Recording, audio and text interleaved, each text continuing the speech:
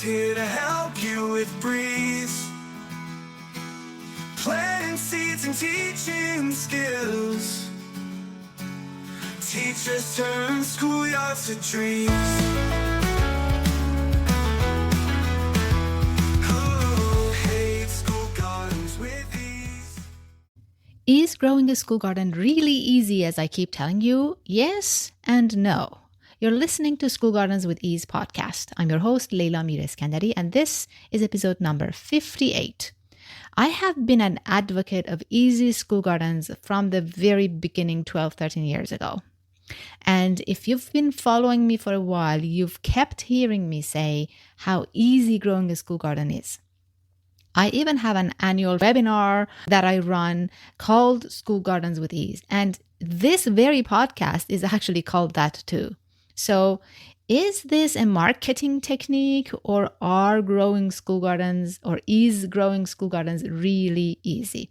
This is a big question in your mind, probably, if you have not grown one using my advice, or have grown one using advice outside of my techniques and teachings, and experienced growing school gardens as difficult, or have quietly watched parent communities, community partners, or other teachers try to grow a school garden and miserably fail or gain some success with a lot of difficulty. So you wouldn't call that easy. Who can blame you? The fact is, most school gardens fail or are abandoned quickly. No wonder why everyone thinks it's hard. And no wonder when you hear me say it's easy, you roll your eyes and, brush this as a false slogan. So let me explain myself. I never ever said growing a school garden is easy no matter what you do and which strategy you employ.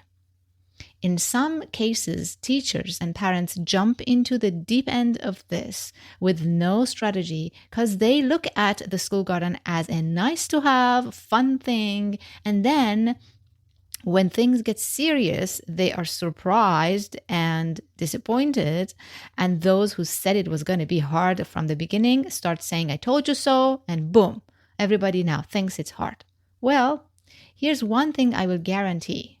If your school garden is not meant to be taken seriously as an integral part of in-class education, it will 100% be difficult, guaranteed. The school garden that I call easy is an educational garden. That might sound counterintuitive to many because people think when they take things easy, they will become easy. And if they take things seriously, they will become hard. So let me try to explain this in a different way. A school garden is not one if it's not there for education, period. I don't call it a school garden. So the least you need to do is define the purpose of the garden right. And if it is anything other than education, then you are already setting yourself up for a difficult road ahead. When the school garden is there for beautification, for having fun, even if it is there for noble things like helping the pollinators, and even for connecting kids to nature, or even for food production, and all of which would be a side effect of a successful school garden, by the way. So I'm not saying those will not happen. What I'm saying is, what's the purpose, right? Or if it is for, a combination of all those reasons, and teaching kids how to grow food is not a main point or is only one of the many reasons, this garden will be difficult to grow.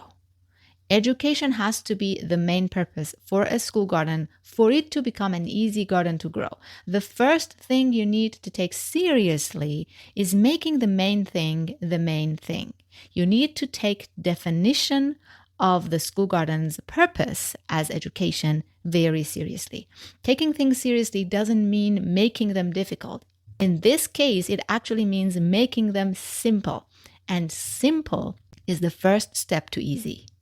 You see, when the purpose of a school garden is education, determining the who, when, where, and even in some cases how becomes easy. For such hands-on education to happen, the designing, building, growing, and maintaining of this garden needs to happen in the hands of the hands-on learners, the students.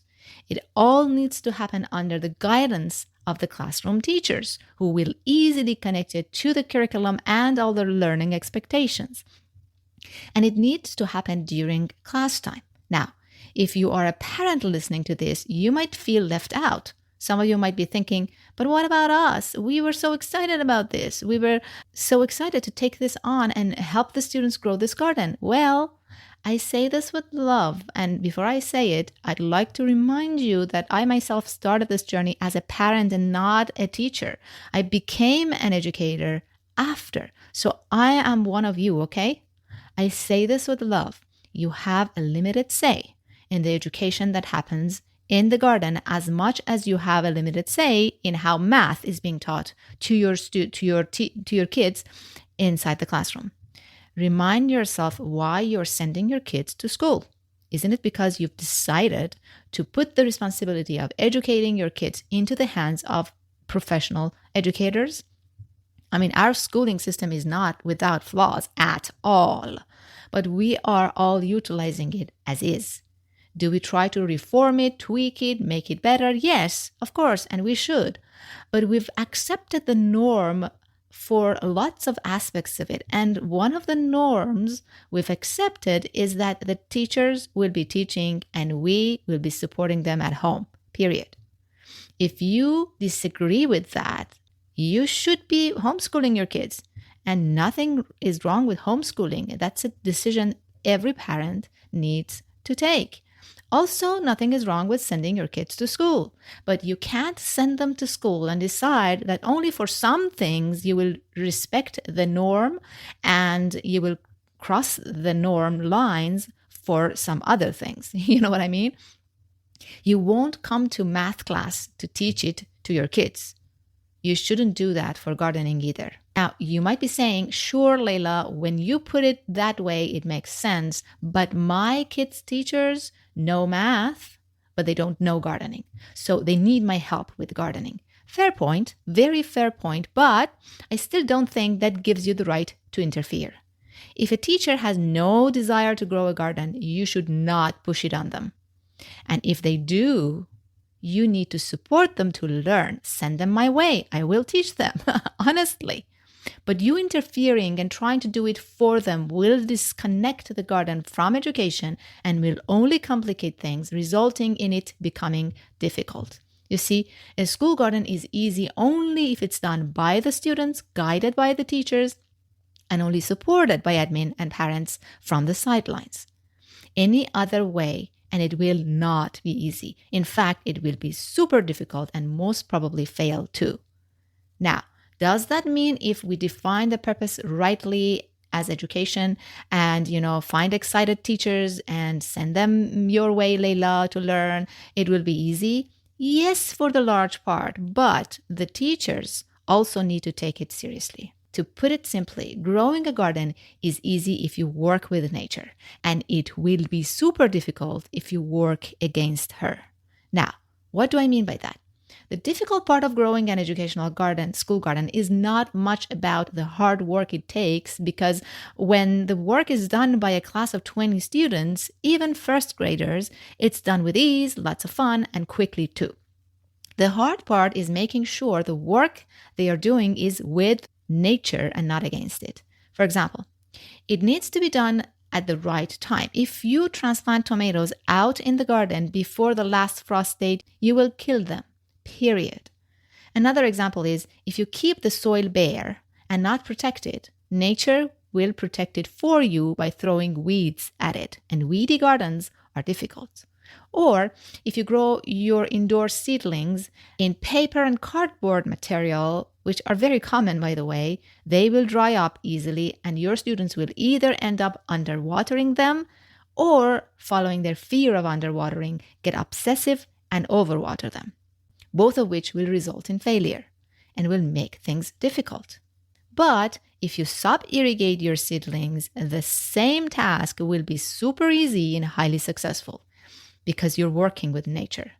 If I were to put these examples, as well as everything else, into a rule, that rule would be taking it seriously.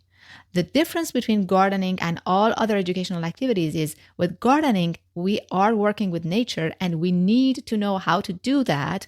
And we need to have a strategy for doing that. And if we do, it will be super easy. So the difficulty is not in the task itself. It's in the planning and the follow through. If you as the teacher have the right plan for working with nature and follow through with that plan, something that I teach in my programs and I have embedded in my Done For You programs, growing a school garden will be easy. It will be so easy that at the end of the first year, you'll be very pleasantly surprised and very proud of yourself and your students too.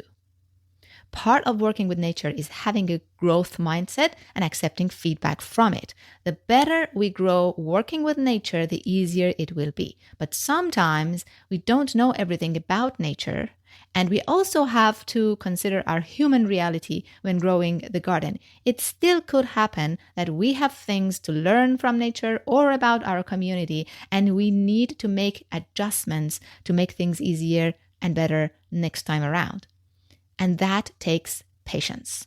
As a serious gardening teacher, you need to be willing to learn, have a growth mindset, and enforce that growth mindset within your students too. Let's learn together is the attitude. Part of the learning is looking at what went wrong, or even not wrong. Maybe nothing went wrong, but things could have been easier. And then make adjustments. Include reflections as part of your teachings and brainstorm ideas for improvement. Another thing that's different between gardening and any other educational activity, even all the other hands-on educational activities, is that nature takes time. Gardens are slow in comparison to our high-paced, technology-based society. So the feedback loops are also longer. It might take years for you as a teacher to feel fully confident in your teaching skills in the garden, and that's okay. You need to take this seriously, not just for one season, but for long term. Patience is the last tip I have for you for making this easy, on you and your students. And as you repeat this success year after year and gain confidence on top of the last year's confidence, you will know that you are leaving a hugely positive legacy behind. Hope this helps to clarify it. I'll talk to you next week in another episode.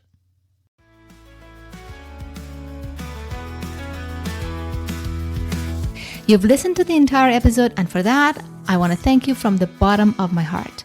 I hope you enjoyed it, and if you did, please leave me a review on Apple Podcasts and Spotify, and please share this episode with other teachers who might be interested in this topic. See you next week for a new episode.